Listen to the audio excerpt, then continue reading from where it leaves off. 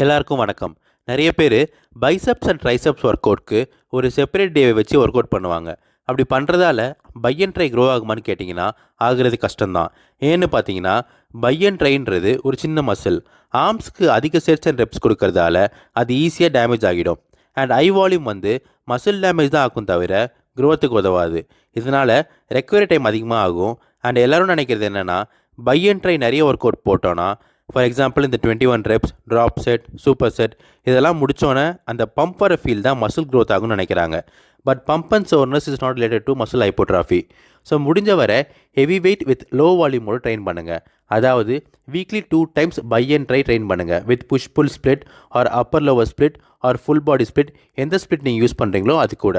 So weekly உங்கள் bi and tri மசிலுக்கு 6 working sets டோட்டலாக வர மாதிரி ட்ரெயின் பண்ணுங்கள் with 4 to 8 reps each set.